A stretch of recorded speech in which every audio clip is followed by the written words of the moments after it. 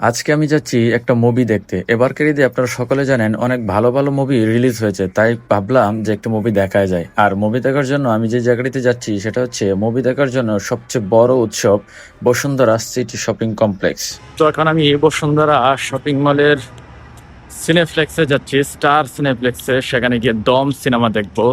এবার ঈদের প্রথম দিনের প্রথম শোতেই দম সিনেমা দেখার অপেক্ষায়। তো দম সিনেমা দেখতে আসলাম। তো ঈদের প্রথম দিন আয়সা দেখলাম যে প্রিন্স সিনেমা এখনো মুক্তি পায়নি, স্টার সিনেপ্লেক্সে এখনো জমা দিনে তাদের সিনেমা। সম্ভবত এডিটিং এর কাজ তাদের শেষ করতে পারেনি। পরবর্তীতে আমরা দেখলাম যে টিজার দেখার পর অনেক নেগেটিভ রিভিউ আসার পরে আমরা এখন এসে প্রমাণ পেলাম যে তারা প্রিন্সের সিনেমা এখনো পর্যন্ত রিলিজ হয়নি, মানে মুক্তি দেয়নি ঈদের প্রথম দিন। তো দম সিনেমা প্রথম দিন দেখবো। তো দম সিনেমা দেখার পরে আমরা আসলে বুঝতে পারবো যে দম সিনেমা আসলে কেমন হয়েছে। এখানে বসুন্ধরা স্টার সিনেপ্লেক্সে এখানে দেখেছে অনেক মানুষের ভিড়। তো বেশিরভাগ মানুষই এখানে, যেহেতু তিনটা সিনেমা মুক্তি পাইছে এই পর্যন্ত, একটা হচ্ছে দম, আরেকটা হচ্ছে বনলতা এক্সপ্রেস এবং আরেকটা হচ্ছে রাক্ষস। দেখা যাক কোন সিনেমাটা বেশি ভালো হয়। আমি অনলাইনে আগেই টিকিট কেটে রেখেছিলাম, তো এখানে এসে সরাসরি টিকিট সংগ্রহ করে ভিতরে প্রবেশ করলাম। তবে এবারকার প্রিন্স সিনেমার টিজার দেখার পরে আমার প্রথমে ইচ্ছা হয়েছিল যে প্রিন্স সিনেমা দেখবো, কিন্তু টিজার দেখার পরে আমার সেই ইচ্ছাটা আসলে নষ্ট হয়ে যায়। তাই আমি প্রথমে দম সিনেমা দেখতে আসলাম স্টার সিনেপ্লেক্সে, মাল্টিপ্লেক্সে। তো এখন দম সিনেমা দেখবো। দম সিনেমার পরে আমি আপনাদেরকে জানাবো যে আসলে দম সিনেমাটা কেমন হয়েছে।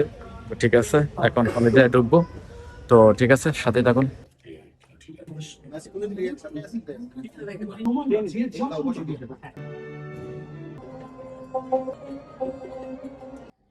দমের হাফ টাইম দেখলাম। হাফ টাইম দেখার পরে আমার কাছে যেটা মনে হলো, মানে তার অভিনয় তো বিভিন্ন রকম গল্পে তাকে দেখি, বিভিন্ন গল্পে বিভিন্ন চরিত্রে তাকে দেখি। তো শেষ করতে পারে গল্পটা, যেহেতু একটা স্ট্রাগল করছে সে একটা এই গল্পটা, মানে দেশে যা আফগানিস্তানে যা, তারপর সে ধরা খাইছে এরকম একটা অবস্থায়, সেখান থেকে ফিরে আসার চেষ্টায়।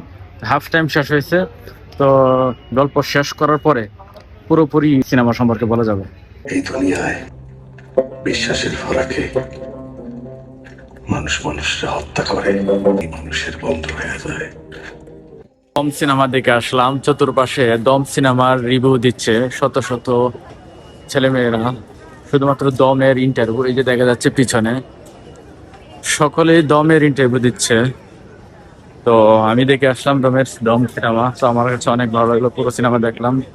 পুরো সম্পূর্ণ সিনেমাটা আমার কাছে ভালো লাগলো। এক কথায় অসাধারণ একটা স্ট্রাগল করা গল্প, সত্যি গল্প।